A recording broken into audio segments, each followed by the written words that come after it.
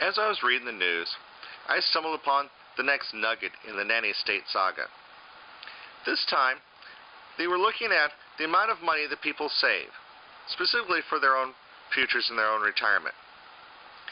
And they're now trying to come up with ideas to encourage people to save.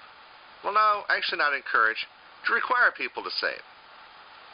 One of the ways they're doing that deals with the retirement of programs and 401ks. As it stands now, we have most companies that offer 401k options make it an option, whether it be with or without matching. What they're planning on doing or proposing is switch it to automatic enrollment. So instead of saying, yes, I want it, you now have to say, no, I don't want it.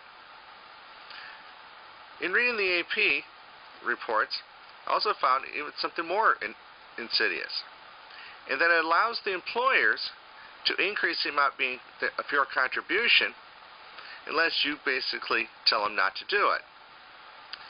Supposedly, the individual has the right to choose whether it goes up or goes down or even participate. But let's face it, how many of us actually look at our paychecks?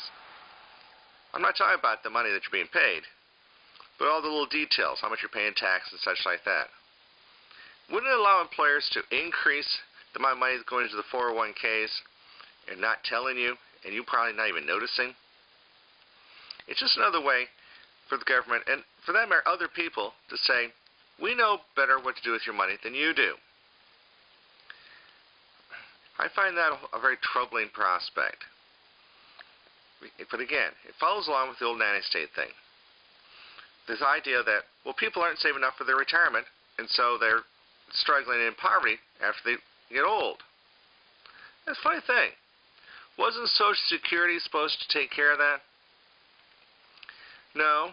Their old program, Social Security, back in the 30s, they've just now admitted is a failure.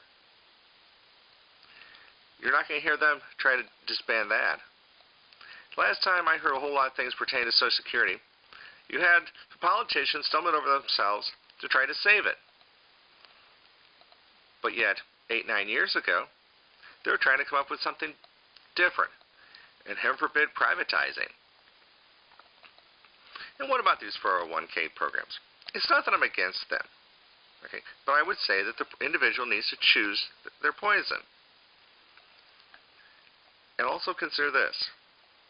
In a 401k, you're basically investing your money into something. And whereas in most cases, you're given a list of options, but unless you're an informed person, those options really don't mean anything to you. And consider this.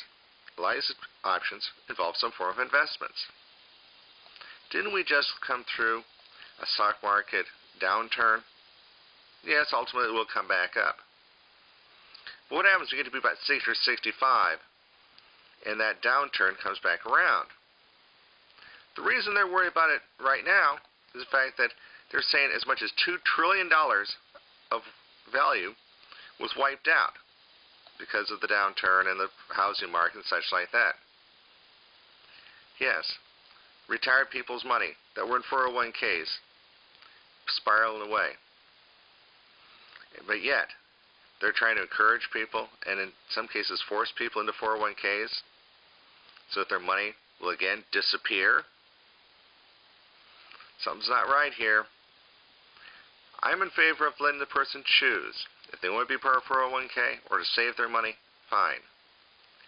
But if circumstances are that you need your money now to, let's say, keep a roof over your head, keep food on the table, and so forth, you should have that option too.